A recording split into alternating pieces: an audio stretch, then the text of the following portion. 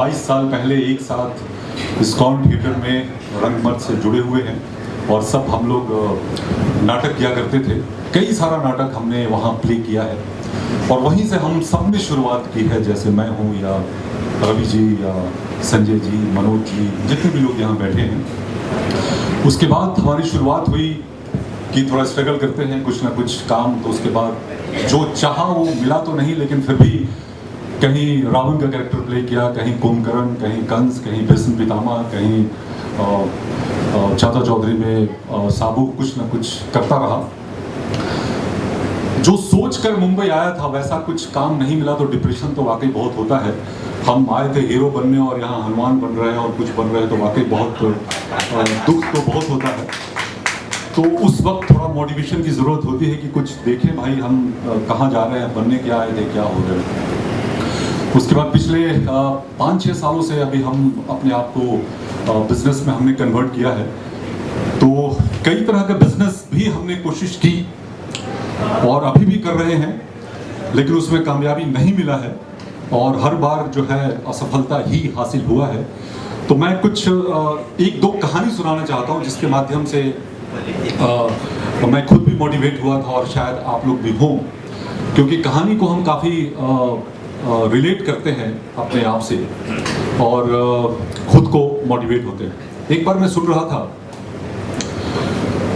एक गांव में एक संत थे। वो जब भी नाचते तो बारिश हो जाया करता था। जब भी वो नाचते थे तो बारिश हो जाया करता था। तो लोग अक्सर उन्हें कहते थे कि आप आइए और नाचिए। सारे किसान जो हैं उनसे इंसिस्ट करते थे और वो नाचते थे और नाचते ही बारिश हो जाती थी। पर गांव में कुछ और भी लोग थे जो उन्होंने सोचा कि उनको बहुत जलन होता था कि इनके नाचने से बारिश होता है, हमारे नाचने से क्यों नहीं होगा। तो इन्होंने गांव में कहा कि हम भी नाचेंगे तो बारिश होगा और पूरे गांव वाले को इकट्ठा किया गया। वहां सारे गांव वाले इकट्ठे हो गए और इन तीनों ने कहा कि अब मैं नाचता हूं और देखिएगा किस तरीके से बारिश अभी होगी। पहले बंदे ने आधे घंटे तक नाचा, बारिश नहीं हुआ। दूसरे बंदे ने 1 घंटे तक नाचा, बारिश नहीं हुई। तीसरे बंदे ने 2 घंटे तक नाचा, तब भी बारिश नहीं हुआ। उसके बाद इनकी बारी आई संत की।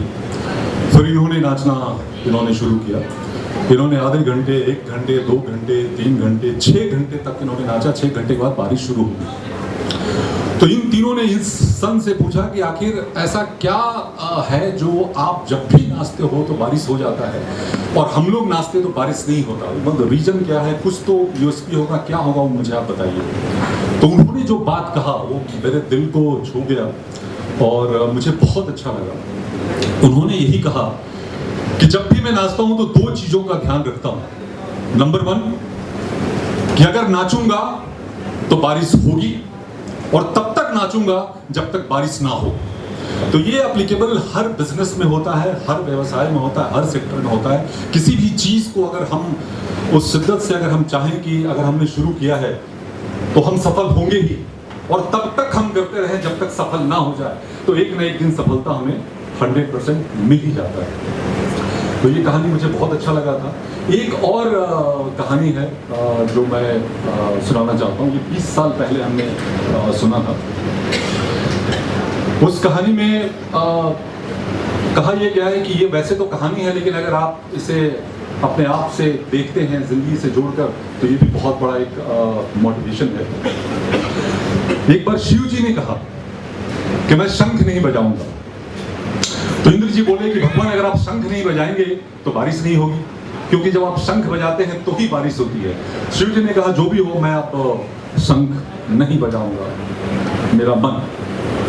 इंद्र जी ने कहा कि भगवान अगर आप शंख नहीं बजाएंगे तो सोच लीजिए जल से ही जीवन है, सब कुछ खत्म हो जाएगा, फिर कुछ भी नहीं बचेगा।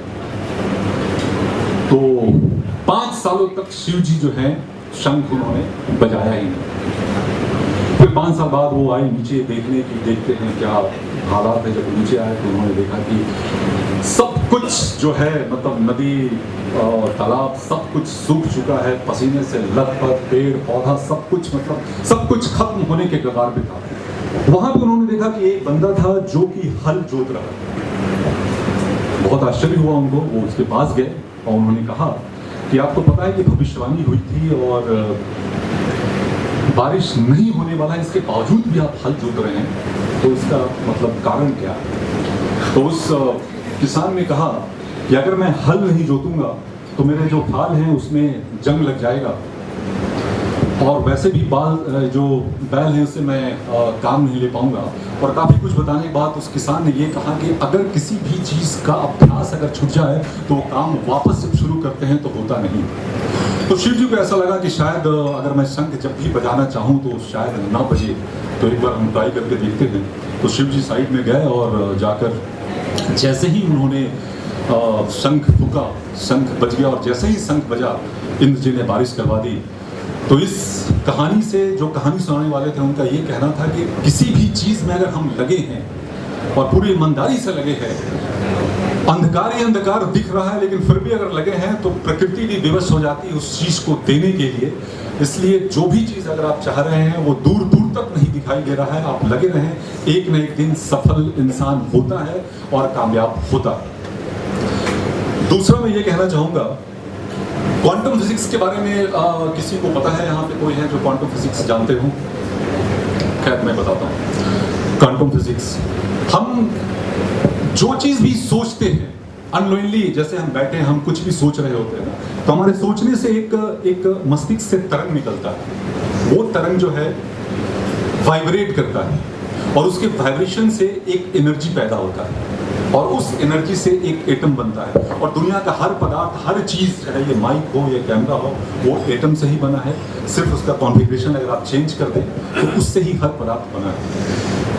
मतलब आप जो सोच रहे होते हैं अननोइंगली आप अपने आसपास वो दुनिया क्रिएट कर रहे होते हैं।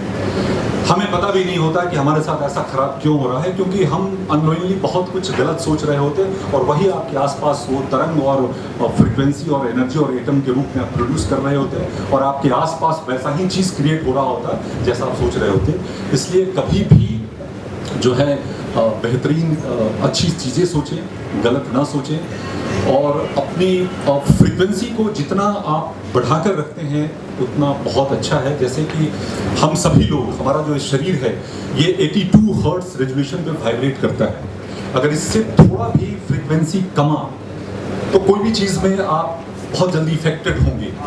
तो कोशिश ये करना चाहिए कि अपनी फ्रीक्वेंसी को हमेशा ऊपर उठाए रखें। छोटी छोटी चीज़ हैं जिससे हम अपनी फ्रीक्वेंसी को काफ़ी गिरा लेते हैं, छोटी छोटी चीज़ें हैं जिससे हम फ्रीक्वेंसी को काफ़ी उठा सकते हैं। जैसे उदाहरण के तौर पे अगर आप किसी की शिकायत भी कर रहे होते हैं तो आप अननोइंगली आप अपनी फ्रीक्वेंसी गिरा रहे होते हैं। किसी के अंदर अगर 10 खूबियां हैं लेकिन उन खूबियों को नहीं देखकर उनके कमियों को अगर आप देखते हैं तो आप अपनी फ्रीक्वेंसी को गिरा रहे होते हैं। आप किसी के मनोबल को अगर आप तोड़ रहे होते हैं तो भी आप अपनी फ्रीक्वेंसी को गिरा रहे होते हैं। किसी के मनोबल को आप बढ़ा रहे होते हैं तो आप अपनी फ्रीक्वेंसी को बढ़ा रहे होते हैं। आप सामर्थ्य हैं, सब कुछ आपके पास है, लेकिन इसके बावजूद भी अगर किसी को आप हेल्प नहीं करते तो भी आप अपनी फ्रीक्वेंसी को गिरा रहे होते हैं। और जब आप किसी को हेल्प करते हैं तो आप अपनी फ्रीक्वेंसी को बढ़ा रहे होते हैं। तो छोटी छोटी चीज़ों से हम अपनी फ्रीक्वेंसी को इतना मतलब बढ़ा सकते हैं कि दुनिया का हर पदार्थ जो पर्टिकुलर फ्रीक्वेंसी पे जो वाइब्रेट करता है उस फ्रीक्वेंसी से आपकी फ्रीक्वेंसी काफ़ी जिस दिन ऊपर हो जाएगा तो अपने आप वो सारा चीज़ जो है आपकी तरफ खींचता हुआ आ जाएगा और आप जो चाहेंगे वो कर सकते हैं। तो अपनी फ्रीक्वेंसी को जितना बढ़ाएं उतना हम सभी के लिए बेहतरीन है। और मेरा ख्याल है कि ये माहौल यहाँ मोटिवेशन का नहीं है। रवि जी बड़ा अच्छा बिंदास गा रहे हैं तो अभी गरबा करेंगे और बेहतरीन चीज़ करेंगे तो उसमें एंजॉय करते हैं। अभी संजय जी ने ज़बरदस्ती हमें फंसाया है, उसके लिए बाद में बदला लूँगा। तो चलिए आगे अभी कौन आने वाला है? चलिए आगे।